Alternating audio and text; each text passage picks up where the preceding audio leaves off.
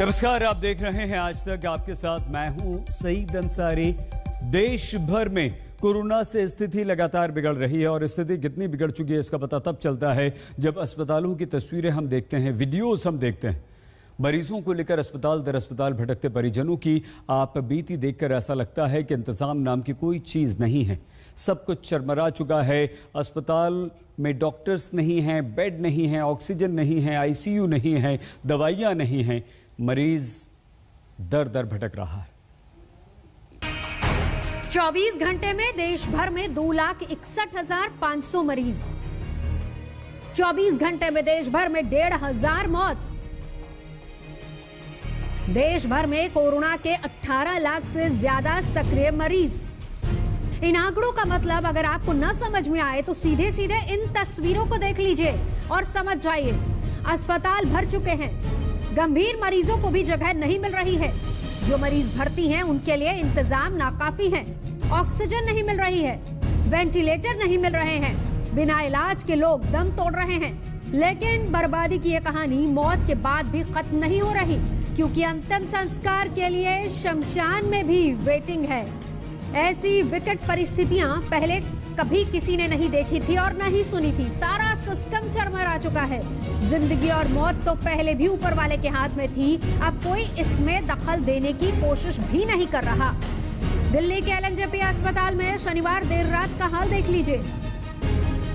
सड़कों पर सायरन की ये आवाज साफ तौर पर यह बयां कर रही है कि दिल्ली की स्थिति लगातार कोरोना को लेकर के भयावह होती जा रही है।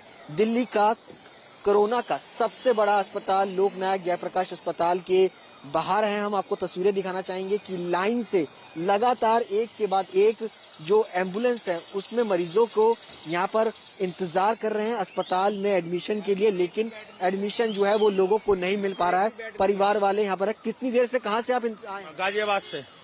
क्या कह रहे हैं? 5 घंटे हो गए जी। अच्छा, अभी देखेंगे अंदर है। क्या कह रहे हैं? अभी देखेंगे। मेरा पेशेंट अब तो अंदर ही है। मेरी भाभी है, प्रेग्नेंट है, 9 मंथ पूरे हो चुके हैं, डिलीवरी केस है मेरा। तो उनको देखने वाला कोई नहीं अंदर भाई जी। हाथ से फिसलते हालात को देखते हुए कल रात ही प्रधानमंत्री ने समीक्षा बैठक की। इंतजाम सुधारने के लिए पूरी ताकत झोंक देने की अपील की, लेकिन जमीनी हकीकत प्रधानमंत्री की अपील और नसीहत के उलट दिखाई दे रही है। कल ही केंद्र सरकार ने जीवन रक्षक रेमडेसिविर इंजेक्शन के दामों में कटौती का ऐलान किया ताकि जरूरतमंदों को दवा मिल सके। ठीक उसी वक्त गुरुग्राम में करीब 2,500 से ज्यादा इंजेक्शन की 25,000 रुपए में कालाबाजारी हुई। हॉस्पिटल सप्लाई का है, वो भी गवर्नमेंट हॉस्पिटल सप्लाई का। तो मैटर ऑफ इन्वेस्टिगेशन ये है कि गवर्नमेंट सप्लाई का इंजेक्शन बाहर आया कैसे, और इसी तरीके के लोग हैं जो कालाबाजारी कर रहे हैं। और विभाग इसके मामले के ऊपर अपनी नजर बनाए हुए और सतर्कता से काम कर रहा है। महामारी का कहर पूरी दुनिया और पूरे देश में ही है, लेकिन भारत में 5 राज्यों की स्थिति सबसे खराब है। महाराष्ट्र में 24 घंटे में 67,123 मरीज दर्ज किए गए। उत्तर प्रदेश में 27,334 मामले सामने आए। दिल्ली में 24,375 मरीज, कर्नाटक में 17,489 मरीज और छत्तीसगढ़ में 16,083 मामले दर्ज किए गए।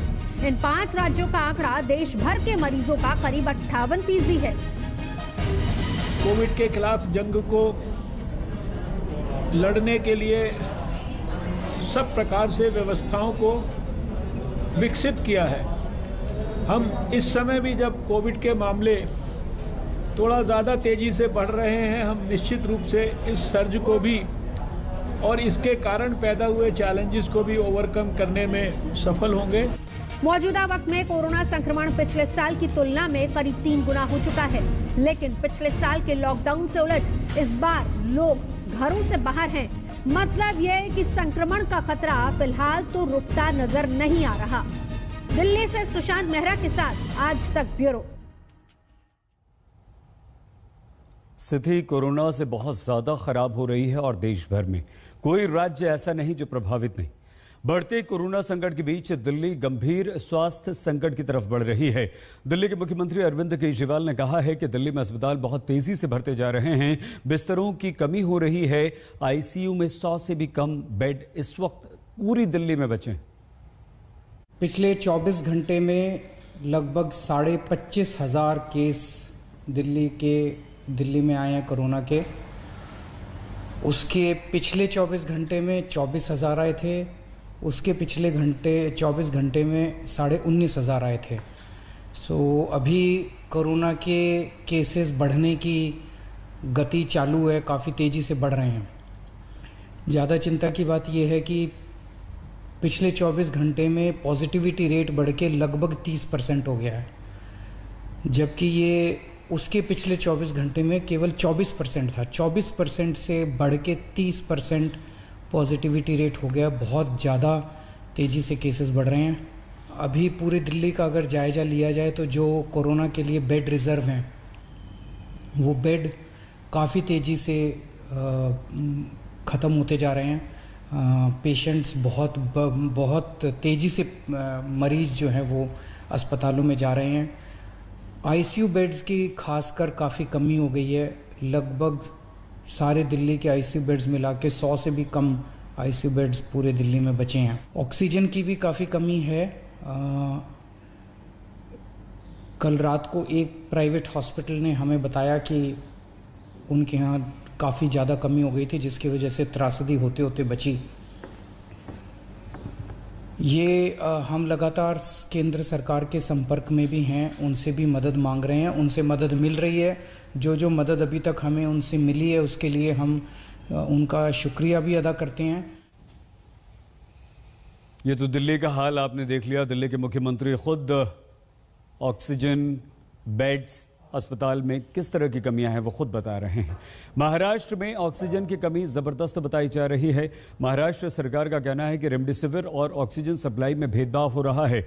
महाराष्ट्र सरकार के मंत्री नवाब मलिक का कहना है कि हमारे साथ केंद्र भेदभाव कर रहा है।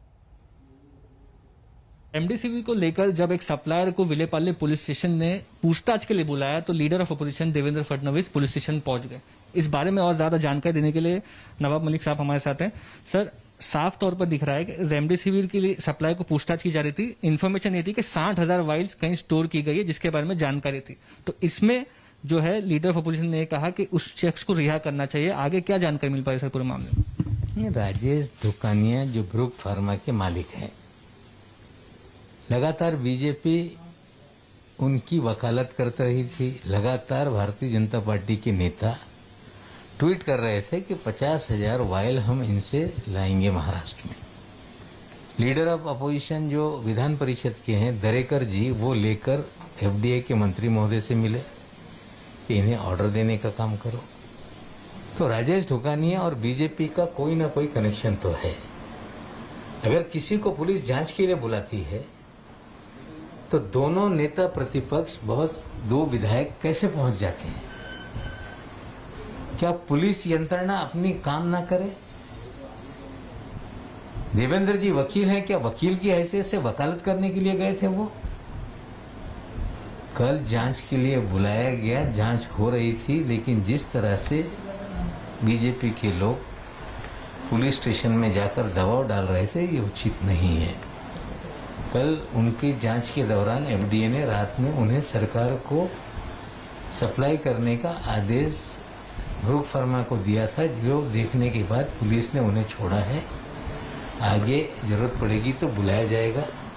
देखिए, रेमडेसिविर का जो खेल है महाराष्ट्र में, उसमें बीजेपी शामिल है, ये कल की घटना से स्पष्ट हो गया है। बिल्कुल। और सप्लायर्स के साथ सांठगांठ की बात भी सामने आ रही है। बीजेपी की जो गुजरात प्रदेश अध्यक्ष है वो बीजेपी ऑफिस में रेमडेसिविर देते रहते हैं और ये सप्लाई दमन के। नहीं, देखिए ऐसा है, महाराष्ट्र के साथ अन्याय हो रहा है, ये बात सच है।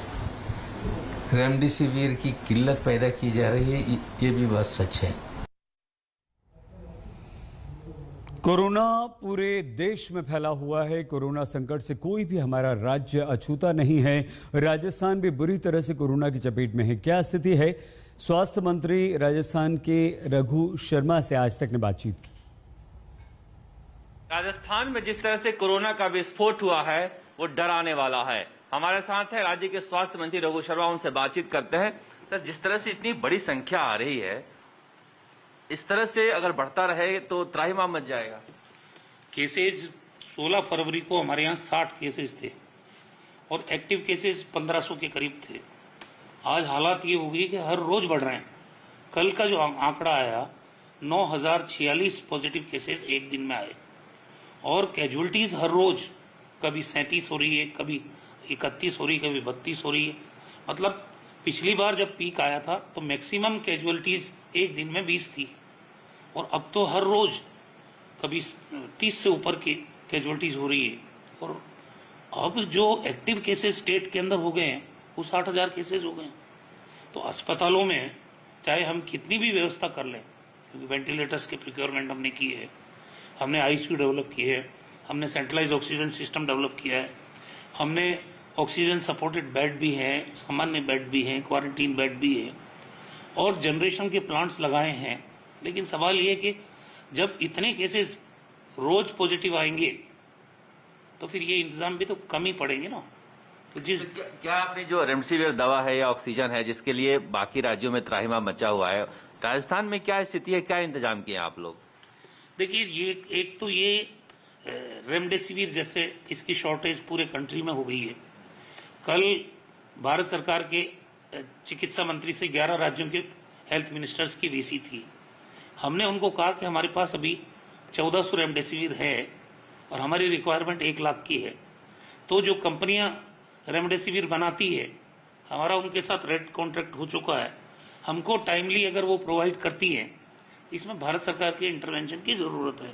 उसके अलावा वैक्सीन की जहां तक बात है, क्योंकि वैक्सीन हमने 1 करोड़ 7 लाख लोगों को लगाई है राजस्थान में, अब हमारे पास वैक्सीन नहीं है।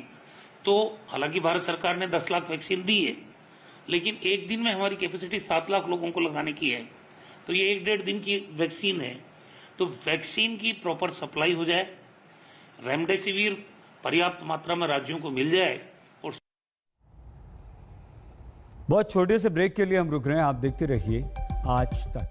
नमस्कार, मैं हूं अंजना ओम कश्यप। हमें उम्मीद है ये वीडियो आपको पसंद आया होगा। लेटेस्ट खबरों के लिए यूं ही देखते रहिए आज तक और इस वीडियो के पसंद आने पर लाइक, शेयर एंड सब्सक्राइब करना ना भूलें।